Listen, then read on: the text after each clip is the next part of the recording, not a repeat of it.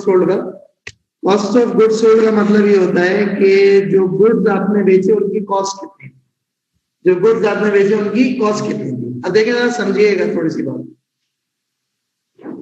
आपने एक shop open करी, उस शॉप के अंदर जो है आपने जो परचेजेस करी वो आपने परचेजेस 1 लाख रुपए की करी। मंथ एंड के ऊपर मैंने आपसे पूछा ये बताओ सेल कितनी है। आपने एक शॉप खोली, उसमें आपने 1 लाख रुपए की परचेजेस करी, मैंने मंथ एंड के ऊपर आपसे पूछा ये बताओ सेल कितनी। आपने कहा यार टोटल 60,000 की सेल। तो अगर देखा जाए तो मैं आपको क्या कहूंगा, मैं आपको कहूंगा यार तुम तो 40,000 रुपए नुकसान ना, खरीदारी कितने की, पैसा कितने का माल बचे कितने, चलेगा उल्टा 40,000 सही। फिर आपने कहा भाई बात सारी पता है क्या, ये मैंने पूरा माल थोड़ी बेचा, अभी तो मैंने 50% माल बेचा।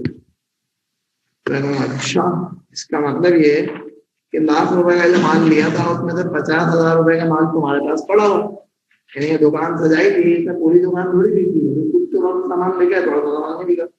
यानी तुम्हारी सेल कितनी होनी चाहिए, तुम्हारी सेल जो है ना वो 60,000 होनी चाहिए, और जो गुड्स जो तुमने सेल किए हैं, कॉस्ट ऑफ गुड्स जो तुमने सेल किए हैं वो 1 लाख का 50% है, यानी कि 50,000 रुपए का तुमने गुड्स सेल किए, तो 10,000 रुपए तुम्हारी जो है ना वो बेसिकली प्रॉफिट बनता है।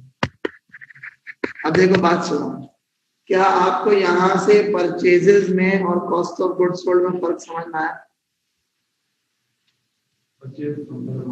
परचेज का मतलब जितना खरीदा, कॉस्ट ऑफ गुड्स सोल्ड का मतलब जो खरीद के जितना उसने बेच दिया वो उसकी cost is called cost of goods sold.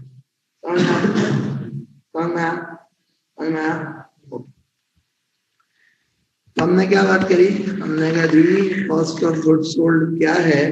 Cost of goods sold की अगर हम बात करें तो कॉस्ट ऑफ गुड्स सोल्ड का कॉन्सेप्ट क्या है, जो माल आपने बेचा उसकी कॉस्ट कितनी थी उसको कहते हैं कॉस्ट ऑफ गुड्स सोल्ड। क्या ना क्लियर, क्या ना क्लियर? ओके, तो ये cost of goods sold calculate कैसे करते हैं, इसका तरीका ये है।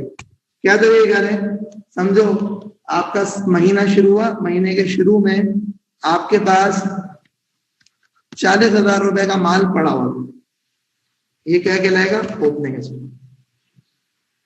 फिर आपने उसके बाद जो है ना तकरीबन लेट से कि 1,20,000 रुपए का माल खरीद लिया, ये क्या कहलाएगी, परचेज। इसमें से कुछ सामान आपको समझ नहीं आया, 30,000 रुपए का सामान आपने वापस कर दिया, ये क्या कहलाएगी, परचेज रिटर्न। 30,000 रुपए का सामान आपने क्या कर दिया, वापस। जो सामान खरीद के लाए थे ना 1,20,000 रुपए का, उसकी ट्रांसपोर्टर ने आपसे 10,000 रुपए ले लिए कि भाई बात सुन माल आ रहा है ना, ये कैरेज इनवर्ड्स किसको कहते हैं, ये कहते हैं ट्रांसपोर्ट की कॉस्ट। उससे ट्रांसपोर्टर ने आपसे पैसे ले लिए, ट्रांसपोर्ट की कॉस्ट, मजदूर की कॉस्ट, यानी घर में लाने की कॉस्ट कितनी बढ़ गई, 10,000 रुपए।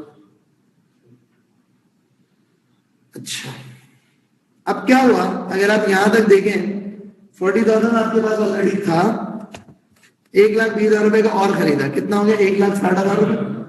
30,000 रुपए का आपका परचेज रिटर्न हो गया, 1,30,000। 10,000 रुपए और ट्रांसपोर्ट की कॉस्ट लगी थी, कितना हो गया, 1,40,000। अब आपने कहा अब क्या करें, ये बताओ साल के आखिर में तुम्हारा माल कितना बचा है। आपने गिनती किया कि यार जो माल आया था, आपने कहा 50,000 रुपए का माल बचा है। तो अगर 50,000 रुपए का माल बचा है तो क्या होगा, 40,000 रुपए का साल के शुरू में था, 1,20,000 का और खरीदा, कितना हो गया, 1,60,000। 30,000 रुपए आपसे कर दिया, 1,30,000। 10,000 रुपए जना कॉस्ट लगी 1,40,000, माइनस हो गया 50, कितना बचेगा, 90,000।